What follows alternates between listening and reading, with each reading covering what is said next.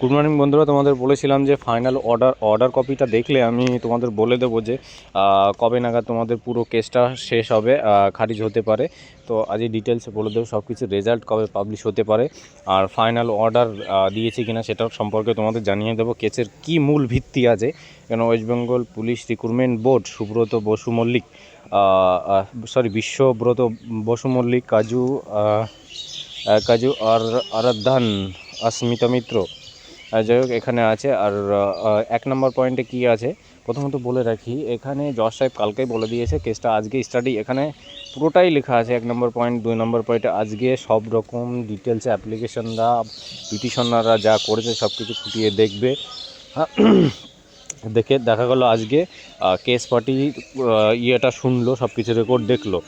পরের দিন 27 তারিখে আবার যদি ডেট দেয় 27 তারিখে, তারপরের দিন সরকারের পক্ষ আছে, সরকার পক্ষে রিপ্লাই দেবে যে এটা সঠিক কিনা ভুল কিনা। ঠিক আছে, প্রতি ডেটে যদি যদি একদিনেও হয়ে যায় ওরকম যে সরকার পক্ষ রিপ্লাই করলো, কেস পক্ষ আর রিপ্লাই করলো, ঠিক আছে, দুটো শুনানি যদি হয়ে যায় তারপরে একটা যে ডেট হয় তবে ফাইনাল অর্ডার দেয়। ঠিক আছে, এখানে সব রেকর্ডগুলো আজকে দেখতে চাইছে। তো নেক্সট আরেকটা পেজ আছে, লাস্ট দেখো কি বলেছে, list of matter under same heading for the consideration on 26 February.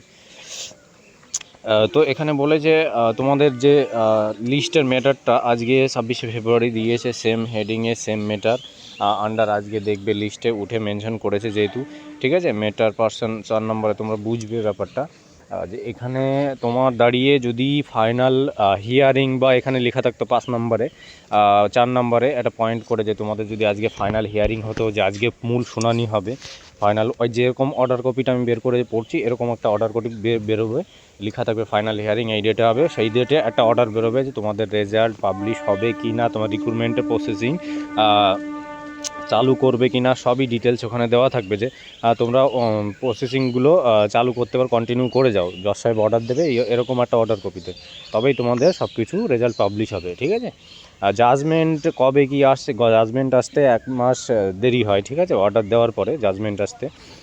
তো এখানে অর্ডারের উপরে ডিপেন্ড করছে, জজ সাহেব যদি অর্ডার দেয় যা কন্টিনিউ করো তোমাদের ইয়েগুলো প্রসেসিংগুলো, তবেই তোমাদের রেজাল্ট পাবলিশ হবে। তার আগে আমার মনে হয় না, এখনও 4-5টা ডেট তোমাদের লেগে যেতে পারে। ঠিক আছে, যেহেতু আজকে শুনবে আজকে কমপ্লিট দেখা গেলো, এক পক্ষ শুনলো, তারপরে পরের পক্ষ নেক্সট একটা ডেট দিল, ডেট দিয়ে পরের পক্ষ শুনলো, তারপরে শোনার পরে আরেকটা ডেট দুই পক্ষ রিপ্লাই ঠিকঠাক দিয়েছে কিনা সব কিছু কনসাল্ট করে দুটো উকিল মতো একটা ফাইনাল হিয়ারিং ডেট, মানে এখনও 4-5টা ডেটের উপরে অপেক্ষা করতে হবে তোমাদেরকে।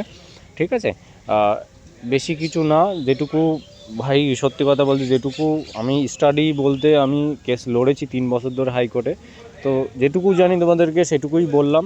এর থেকে যদি তোমরা ভালো জানতে পারো, হয়তো অনেকে ল নিয়ে পড়ো, যাই হোক, আমার যদি কোনো ভুলও হয়ে থাকে কোনো কিছু, আগের থেকেই সবসময়ই বলি আমাকে ক্ষমা করে দিও।